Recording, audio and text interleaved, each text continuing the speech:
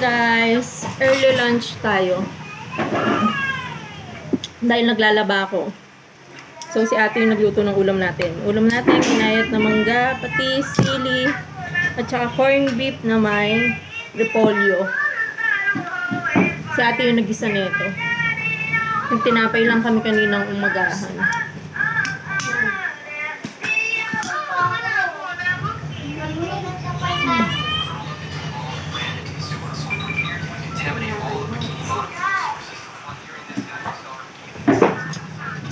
Kain tayo.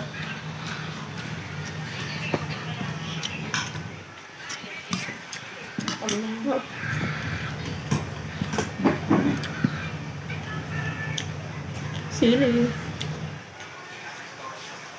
Favorite namin yung repolyo, lalo na half cook lang.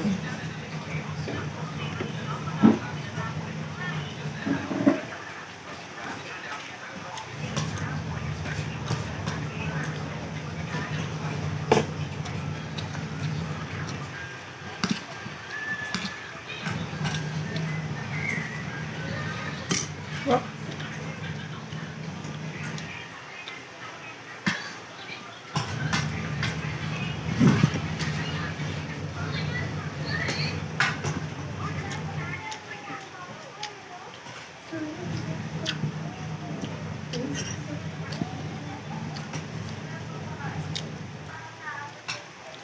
Ayaw pang kumain ng beberilo. Madami kasi siyang nakain na tinapay. Tapos, uminom ng barley. Tsaka uminom pa ng gatas.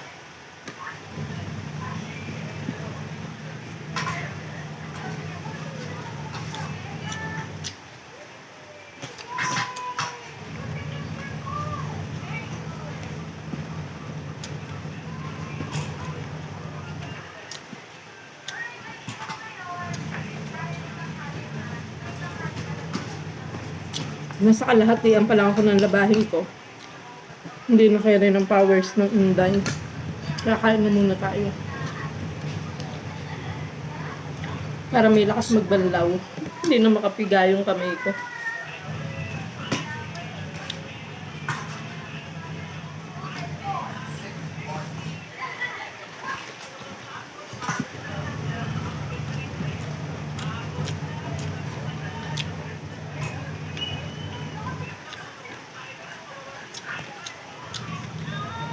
Nope.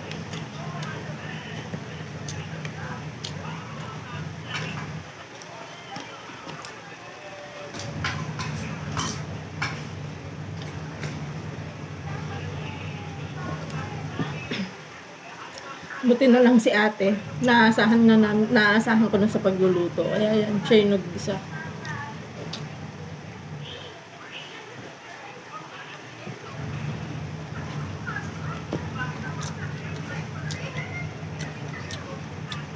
Kasi dito naman yung naglilinis ng bahay. O diba? Kasarap lang ng may mga anak na dalaga. Naasahan ko na sa mga gawaing bahay. Kahit may konting diwaraan. Ayun, no, natatawa sila.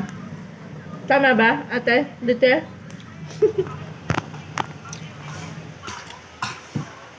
Masanay naman sila. Minsan, syempre, alam mo naman, pagka mga kabataan ngayon, hindi mo minsan maano sa cellphone, yan. Ito pa pala, wala naman sila.